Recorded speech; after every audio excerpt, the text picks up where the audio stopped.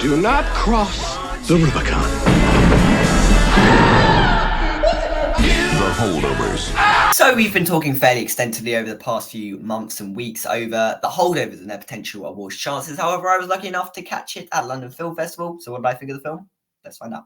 I really, really loved this film. I saw a lot of great films at London Film Festival. This is easily my favourite though, really. And it's one of my favourite films of the year so far. So strong recommendation off the bat.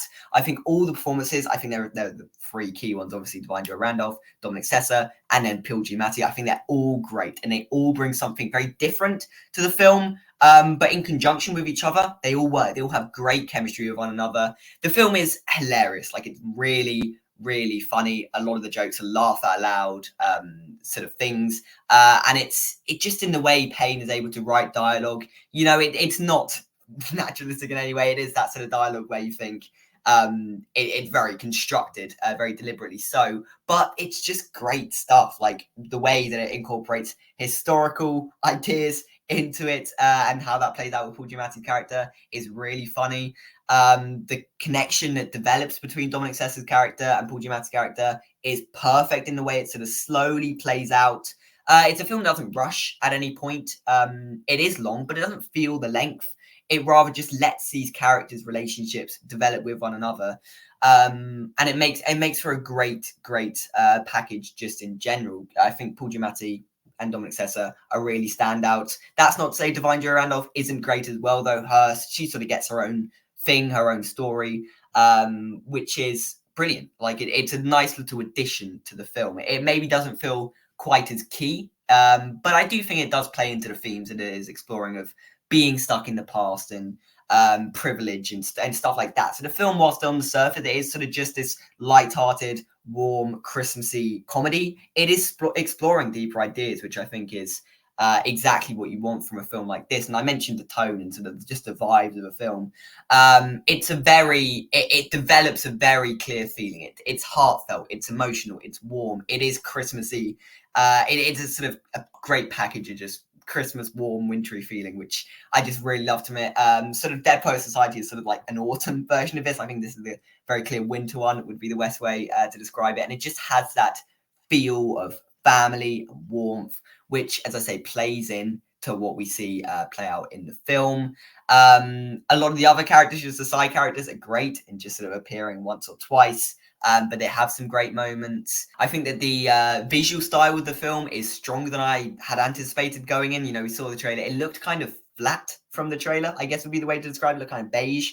But actually, it's really strong. And it manages to maintain a very consistent visual style throughout that actively aids the themes of what it's trying to explore, which I think is the best way to go about stylizing your film when sort of this sort of past aesthetic, this it's deliberately creating this very 70s, very classical aesthetic, but it links to the idea of being stuck in the past and the themes that it is trying to explore in that regard. So I do think it is very strong in terms of cinematography and all of those kind of stuff. But editing as well, it's a very well-edited film in terms of delivering the comedic moments, you know, the back and forth, the reaction shots. All of these kind of things really do enhance the humor aspect of it. As I say, it's a very funny film, potentially one of the funniest films, if not the funniest film I've seen all year. That's not to say it doesn't deliver on the dramatic moments either, though. Like, the dramatic moments are all played out very well. They're allowed their space to breathe.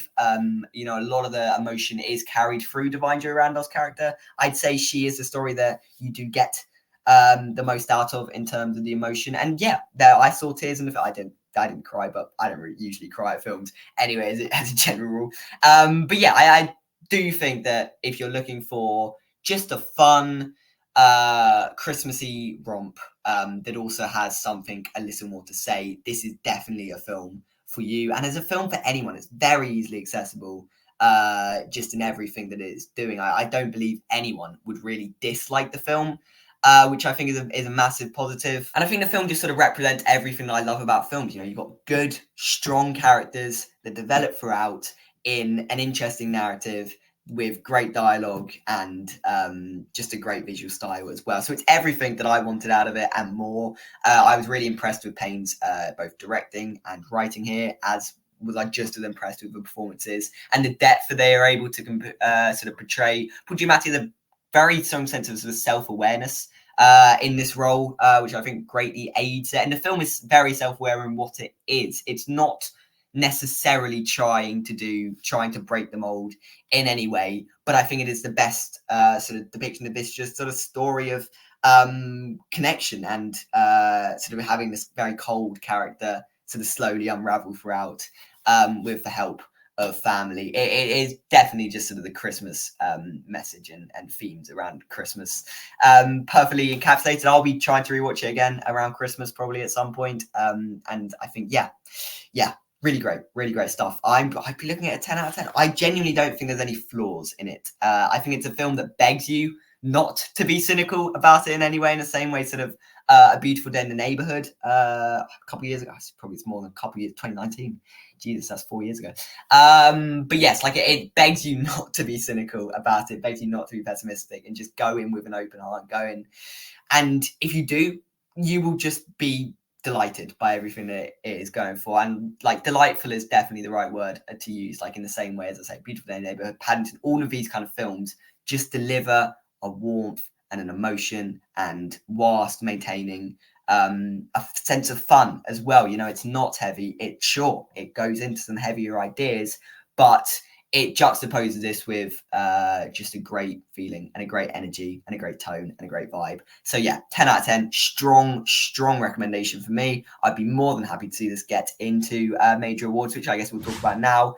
I think this could be a potentially Best Picture contender, and a lot of people are not really taking this seriously for Best Picture, and I think they should. Like with supporting actress, now Lily Gladstone obviously being campaigned in lead, potentially she could still be nominated as supporting actress, whatever. That didn't happen last year, Michelle Williams. Divine Joy Randolph could potentially turn into a strong contender. I think she has enough there. She has her moments. And she is, as I say, the heart of the film. So I definitely think she will almost guarantee be nominated, potentially even winning. Paul Giamatti, not entirely sure if he'll win. But I would be really surprised if this film manages to do well at the awards and Paul Giamatti doesn't come along with it. That would feel weird. That would feel strange, especially when he is giving such a good performance. Like, this is the best I've seen Paul Giamatti personally. So yeah, I'd be more than happy to see him get in. Win contention, I'm not sure, just because the lead actor in specific, it's a very stacked category, and there are a lot of contenders this year. Dominic Sessa could, supporting actress, potentially the most stacked acting category that we've got, but he could happen. He could become along as sort of a Lucas Hedges nomination, and yeah, he again just has all the moments there that you could nominate him for, and again is integral to why this film really does work. Outside of acting, I think Payne could be strong in directing. It's very strong, as I say, stylistically, aesthetically. Writing, I think, is a shoo-in for him to be nominated. Could he win? If the film does big, then maybe. And this is what I'm saying, like, Divine Joy Randolph could win, and screenplay could win, and that could just be enough for it. I think editing is a solid nom. You've got that there, so you've got all the nominations necessary and all the potential wins necessary for a Best Picture winner. So I think it will happen.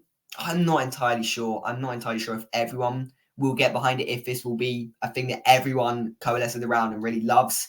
But I do think, especially, I don't think it will really be a number one choice for many. Like, it wouldn't be even my number one choice of the year already. And I've, like Barbie, I preferred. Past Lives, potentially preferred, although I don't know. I'd say maybe The Holdovers. I'd give the edge to there. I just don't know if it necessarily feels like a film that you have to give wins to. I think it's very solidly in for a lot of nominations and should be very high in your Best Picture nomination list. But wins might just be a slight stretch for it. I'm not sure. But aside from that, it's a very, very, very strong recommendation for me. I can't stress enough just what a delight, what a charming film this is. And Payne knew exactly what he wanted to do with this film, and he delivers exactly with it. So, yeah, strong recommendation. This is the last London Film Festival film I'll be reviewing, doing a solo review for Trevor. We'll have a bunch of Chicago reviews to look forward to. Plus, we're doing awards predictions updates. We're doing the Oscar updates, plus other award ceremonies coming, news videos, reviews, plenty of stuff to look forward to. You can support the SAG strikes in the description. Don't have to say WG anymore because they managed to secure a deal. Thank the Lord. But yes, plenty of stuff in the description there to help support them and check them out. You can also check out our social media in the description if you do so wish. I think that will just about do it though. Thank you for watching. Stay safe, and I'll see you in the next one.